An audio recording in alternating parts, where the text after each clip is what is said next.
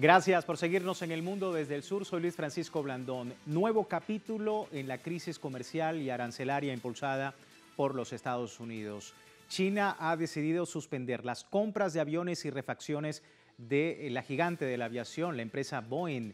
Esto es la fotografía de lo que analistas ya habían anunciado. Las amenazas de Donald Trump lo único que logran es incluir cada vez más sectores a su guerra arancelaria que podría describirse como un vórtice en el cual nadie gana. La empresa con sede en Arlington, Virginia, podría ver encarecerse el precio de sus aviones en comparación con la de sus dos principales rivales, la europea Airbus y la comercial Aircraft Corporation of China. Y el escenario es igual en otros sectores. Empresas estadounidenses como en maquinaria, en textil, electrónica, electrodomésticos, pues podrían presentar un encarecimiento de las piezas, materias primas e insumos que compran de China, con lo que afrontarán el doble de reto de tener que trasladar parte de su producción y de perder competitividad en el mercado chino. Parte de este escenario, como decíamos, un nuevo capítulo en la guerra arancelaria de los Estados Unidos. Pero debo recordarle a través de nuestras redes sociales, a lo largo del día, también hemos sondeado la opinión de nuestros usuarios sobre este tema. Algunos de ustedes ya han participado respondiendo la pregunta que le hemos hecho al respecto. Sin embargo, aquí le comparto nuevamente el código QR para que pueda participar. Presidente chino Xi Jinping realiza una gira en Asia para reforzar relaciones comerciales en la región. Mientras tanto, las tensiones con Estados Unidos se agudizan y Trump parece angustiarse. ¿Qué cree usted que va a pasar? China se reorganiza y promete grandes resultados. Tomará fuerza un nuevo orden mundial. Trump continuará su plan de chantaje y Washington cederá el diálogo con Beijing. Son las opciones. Si aún no ha participado, puede hacerlo con el código QR. Más adelante revisamos y, por supuesto, asociamos todas las respuestas. Vamos de inmediato al análisis. Me acompaña en la distancia Sergio Rodríguez Helfestein, historiador y escritor, a propósito del tema. Muchísimas gracias, Sergio, por tu tiempo con nosotros. Bienvenido. Bueno, muchas gracias por esta invitación. Saludos. Igualmente, un saludo para ti, Sergio. Nuevo capítulo, decíamos acá en el programa, de lo que significa pues esta respuesta de China hacia un gigante de la aviación y que efectivamente incluye el gobierno de los Estados Unidos, un nuevo sector que puede verse muy perjudicado en esta guerra comercial. ¿Tu lectura? Bueno, si se trata de capítulos, hay que prepararse para algo así como el Quijote o la Biblia, porque esto apenas está empezando y vamos a agregar capítulos día a día. Creo que esta es como he venido diciendo, esta es solo una expresión de un conflicto mucho más amplio. No es una guerra comercial, es un conflicto sistémico, es una confrontación integral en que lo comercial y lo económico es solo lo que se ve en la superficie, es lo que tiene más centimetraje de prensa y minutos de los medios audiovisuales, pero no es lo más profundo de lo que estaba ocurriendo. Aquí, como digo, hay una confrontación sistémica en que todos los días vamos a ir descubriendo aspectos nuevos en los cuales se manifiesta. Hay una confrontación en lo político, hay una confrontación en lo económico, en lo científico, en lo tecnológico, en lo militar, en lo ético, en lo moral. Es decir, es una confrontación múltiple. Y efectivamente hoy la noticia es la de los aviones. Pero vamos a seguir encontrando nuevas noticias en este sentido, porque China se viene preparando desde el año 2019 para esta situación. No es algo que lo está agarrando por sorpresa, no es algo peor de lo que China ha pasado en otras ocasiones de su historia. Y ahí en China el modelo económico de China, el modelo de economía socialista de mercado, no deja a su libre albedrío al mercado como en Occidente, sino que hay una economía planificada desde el Estado, y eso les ha permitido en la preparación de este conflicto tomar medidas previas para ajustar todos los instrumentos del Estado, de la economía, los instrumentos políticos y sociales para enfrentar esta situación que la administración Trump ha presentado. Sí, y tú decías preparación de China ante ese escenario y precisamente el presidente de China, Xi Jinping, lleva a cabo una gira por el continente asiático para, entre otras cosas, reforzar lazos comerciales en la región. Vamos a ver si me permite, Sergio, parte de la información. Hoy arribó a Malasia, pero ayer visitaba Vietnam, donde firmaba, junto al secretario general del Comité Central del Partido Comunista, To Lam, una serie de acuerdos de cooperación entre ambas naciones asiáticas. De acuerdo con medios locales, los acuerdos suscritos abarcan sectores como cooperación aduanera, comercio de productos agrícolas e inteligencia artificial. Bueno, Xi Jinping y To Lam presenciaron en Hanoi la ceremonia de lanzamiento del mecanismo de cooperación ferroviaria entre China y Vietnam. Beijing invitará a jóvenes vietnamitas a realizar viajes de estudio a esa nación durante los próximos 3 años.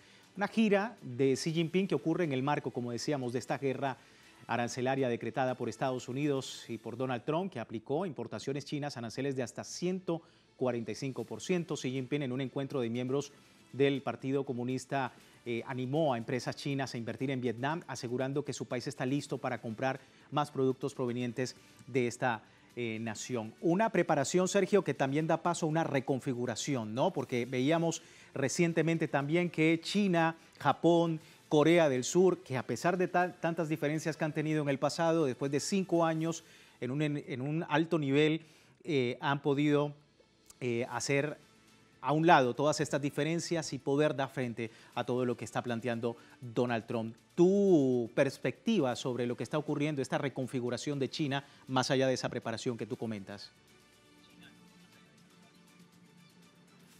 Bueno, precisamente lo interesante no es que han puesto de lado sus diferencias, sino que mantienen las diferencias, pero son pragmáticos. Buscan solucionar problemas que son comunes frente a la ofensiva estadounidense contra el mundo. Y efectivamente hay una serie de medidas que se vienen tomando hace bastante tiempo, como por ejemplo incrementar el intercambio económico y comercial con los países de la ASEAN, con los países del sudeste de Asia, incrementar la cooperación y el intercambio económico y comercial con los países a lo largo de la ruta de la seda y ir reduciendo poco a poco el comercio con Estados Unidos. El comercio con Estados Unidos por parte de China en este momento es de alrededor del 15%. Por otro lado, también en ese sentido, hay lo que a mi juicio son las dos principales armas que tiene China para responder a Estados Unidos. Una es la posesión de los bonos del Tesoro por alrededor de más de 780 mil millones de dólares, que en cualquier momento, la semana pasada, ya China vendió 50 mil millones de dólares y eso remeció el estándar financiero del mundo. Y por otro lado también, China es el productor del 90% de las tierras raras.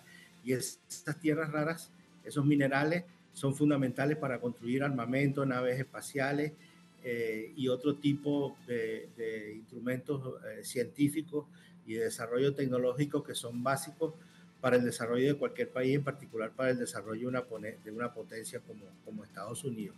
Entonces, en la medida que China vaya poniendo sobre el tapete todos estos potenciales que tiene y que muestran que la relación comercial no se puede medir solamente en términos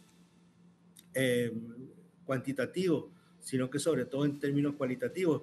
Yo recuerdo que en la guerra comercial, la llamada guerra comercial que estableció el presidente Trump en su primera administración contra China, en algún momento cuando empezaron a revisar los componentes, digamos, los elementos que se iban a poner bajo arancel, por ejemplo, Estados Unidos estableció que iba a poner arancel, bajo arancel, iba a limitar las ventas de hornos de microondas a China. Y la respuesta de China fue limitar la venta de cristales para la fabricación de los telescopios de la NASA. Entonces, cuando Trump le plantearon eso, su secretario de Comercio le planteó eso, dijo, pero ¿cómo? Fabriquémoslo nosotros. No, es que no podemos. Entonces hay un elemento que no necesariamente tiene que ver con la cantidad, con el número del arancel. De hecho, en este momento el arancel de China es de 125, mientras que el de Estados Unidos es de 145. El tema es cuáles son los elementos que están sometidos a esos aranceles. Y ahí vamos a ver que hay una diferencia cualitativa muy superior por parte de China, sobre todo en lo que tiene que ver con elementos de carácter estratégico vinculados a la industria militar, a la industria espacial y al desarrollo de la tecnología de comunicaciones, donde la ventaja que tiene China, porque además, repito, se ha venido preparando desde 2019 para este conflicto, es muy superior. Y eso es lo que nos permite sorprendernos de la noticia, sorprenderse de la noticia de hoy de los aviones, pero es algo que está perfectamente calculado y planificado. El golpe para la industria de la aviación va a ser muy fuerte para Estados Unidos. Piensa tú que hasta hace 2 años o 3 años, el 25% de las ventas de Boeing fueron a China.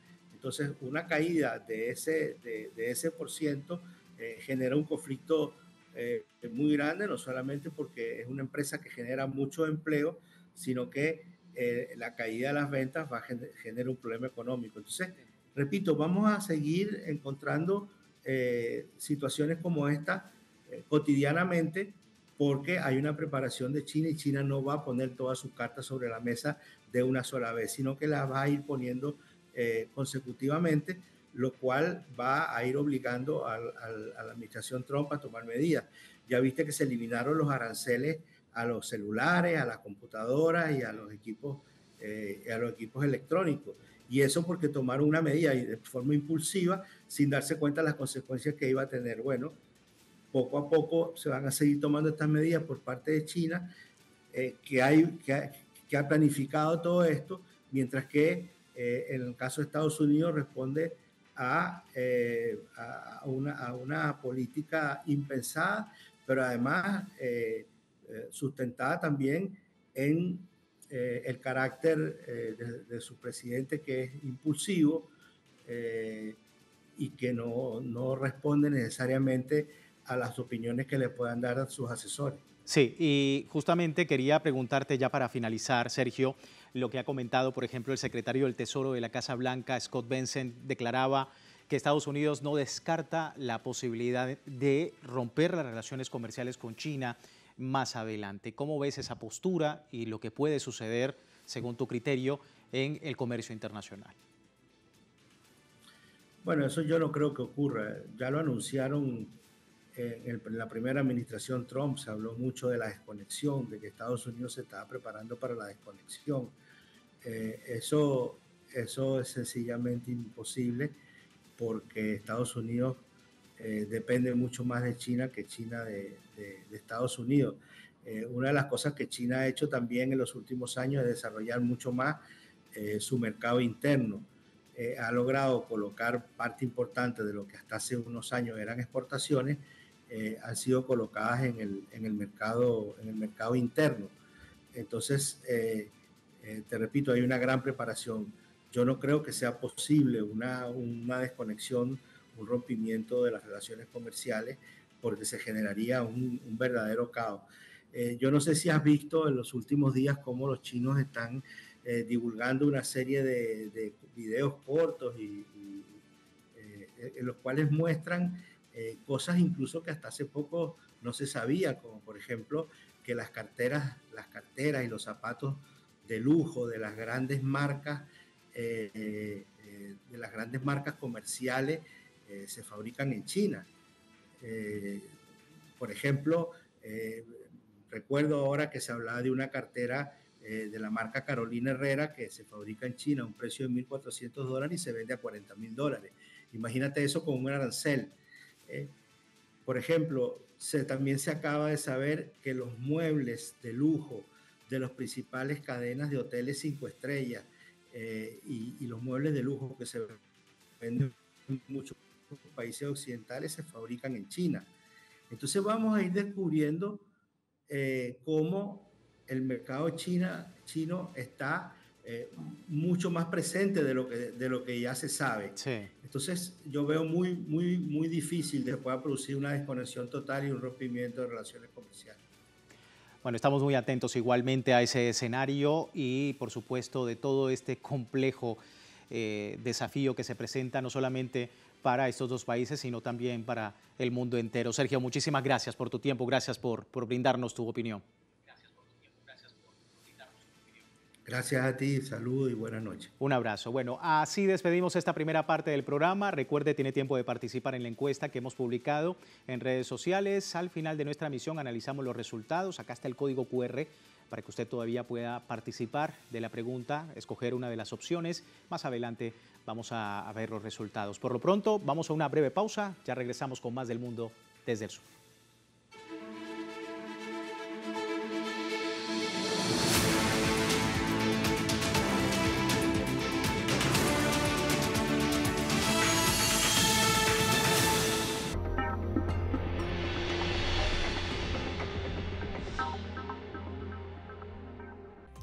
En los últimos años, el cambio climático, la pérdida de biodiversidad y la contaminación han alcanzado niveles alarmantes y la Tierra nos alerta sobre la necesidad de actuar.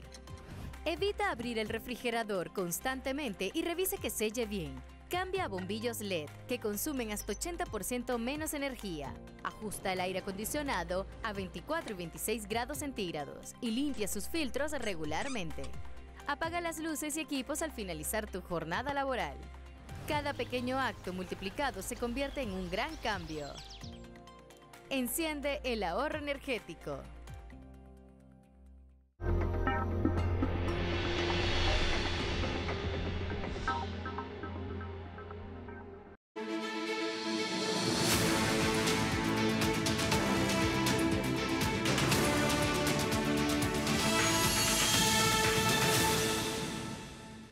Gracias por seguirnos en El Mundo desde el Sur. Decíamos sobre este nuevo capítulo de la guerra comercial entre Estados Unidos y China, cómo ha respondido el gigante asiático a todo el tema de los aranceles y, por supuesto, cómo ha sido también el impacto en los sectores más perjudicados. Pero también China responde desde el punto de vista diplomático.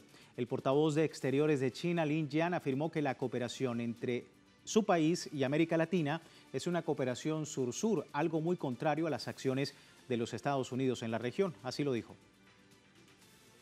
China siempre ha mantenido una cooperación práctica en diversos ámbitos con los países de América Latina y el Caribe, basada en el respeto mutuo, la igualdad y el beneficio mutuo, lo que ha impulsado firmemente en el desarrollo económico y social de los países de la región y ha sido bien recibido y aclamado en América Latina. En cambio, Estados Unidos ha acosado y saqueado durante mucho tiempo a América Latina, convirtiéndola en una vena ácida. Estados Unidos no está en posición de hacer declaraciones irresponsables ni de señalar con el dedo la cooperación entre China y América Latina.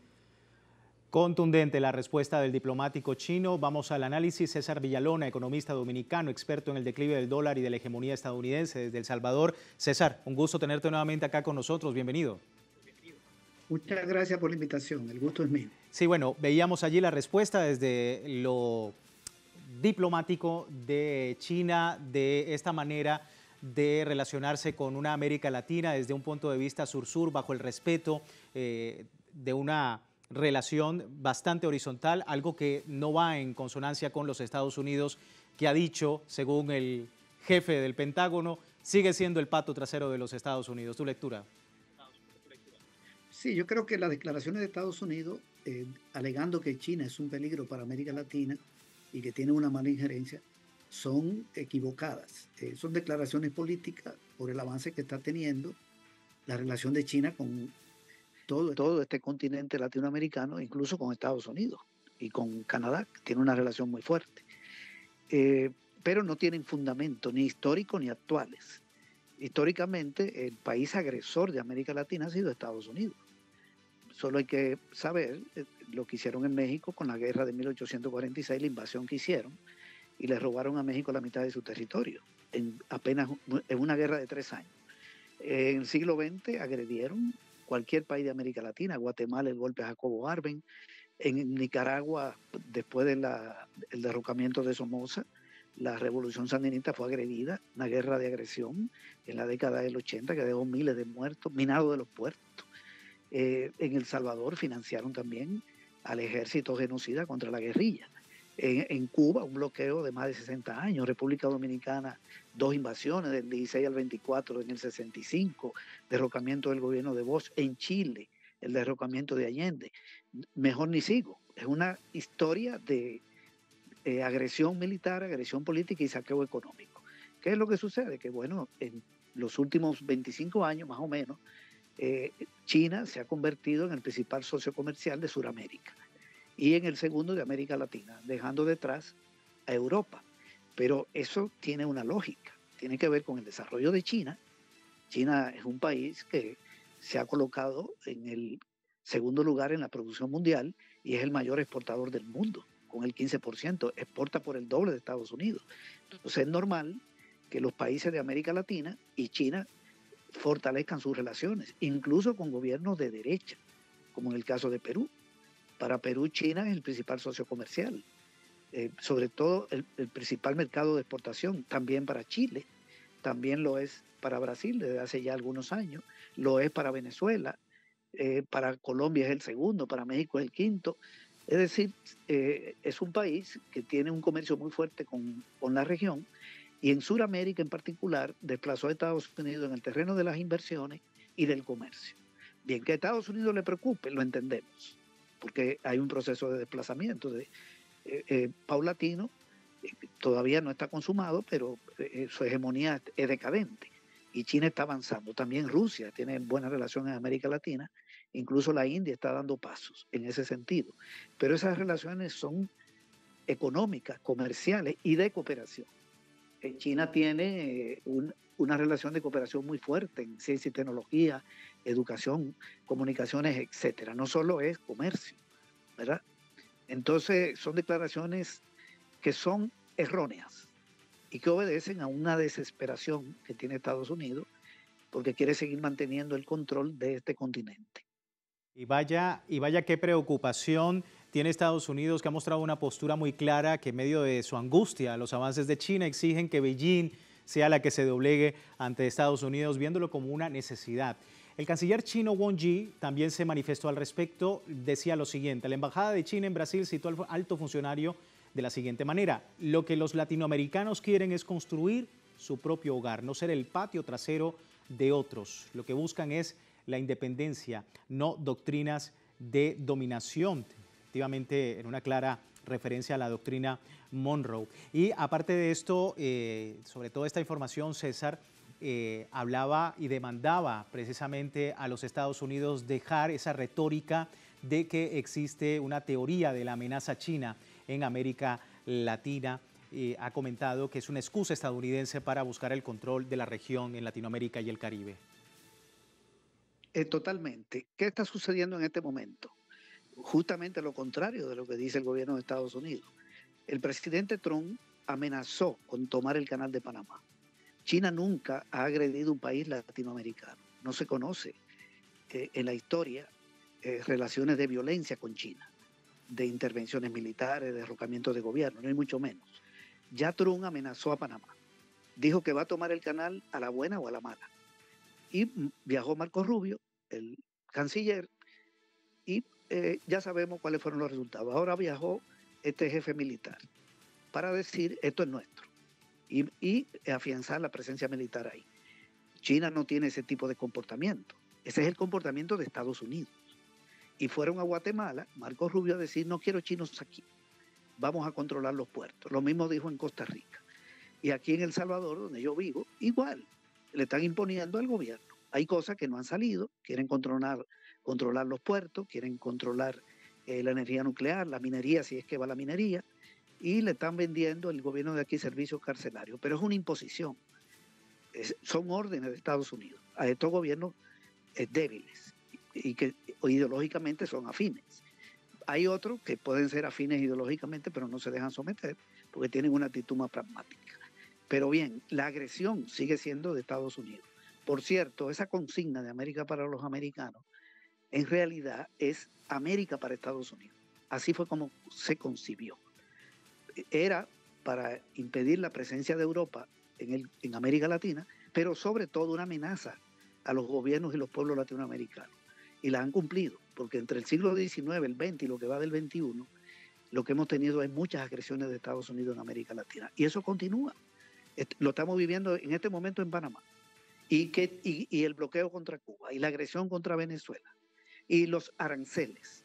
Estados Unidos se da el lujo de ponerle aranceles a los países de Centroamérica y República Dominicana, a pesar de que hay un tratado de libre comercio que inició en el 2006, se firmó en el gobierno de Bush, republicano, y el presidente Trump, republicano, lo desconoce y le pone un arancel de 10%. A Guatemala, a Nicaragua un poquito más alto. Es decir, no respeta las reglas del comercio, mucho menos respeta a los gobiernos, no respeta la soberanía.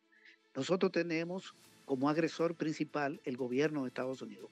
Esa es nuestra realidad y lo saben los pueblos. Entonces es lógico también que los empresarios, los propios empresarios, busquen diversificar en los gobiernos donde inciden, diversificar sus exportaciones, etcétera. Porque no se puede tener una dependencia de un solo país. Es normal, pero Estados Unidos no va a imponer su política. Sí, Yo creo que la puede imponer en uno que otro país débil, pero en realidad va a ser derrotado. Esa es mi apreciación. Sí, es una importante visión para la reconfiguración del comercio en los países, no solamente de América Latina, sino de todo el mundo. César, se me termina el tiempo. Muchísimas gracias. Gracias a ti. César Villalón, economista dominicano, experto, por supuesto, en declive del dólar y de hegemonía estadounidense, a propósito pues, de esta respuesta de China a las amenazas del gobierno de los Estados Unidos. Pero antes de terminar con nuestro programa, revisamos los resultados de la encuesta rápidamente. Presidente chino Xi Jinping realiza una gira en Asia para reforzar relaciones comerciales en la región. Mientras tanto, las tensiones con Estados Unidos se agudizan y Trump parece angustiarse. ¿Qué cree usted que va a pasar? Ahí está, un gran 59% de los usuarios dice China se reorganiza y promete grandes resultados. 33% dice que tomará fuerza un nuevo orden mundial. Solamente un 4% dice que Trump continuará su plan de chantaje y un 4% también Washington cederá al diálogo con Beijing. A todos ustedes, muchísimas gracias por participar de esta encuesta del mundo desde el sur. Me despido, no sin antes recordarle www.telesurtv.net con nuestra señal en tiempo real desde cualquier parte del mundo, también a través de Telegram, el servicio informativo de Telesur, las 24 horas del día, siempre con una perspectiva del mundo desde el sur. Soy Luis Francisco Blando, gracias por seguirnos.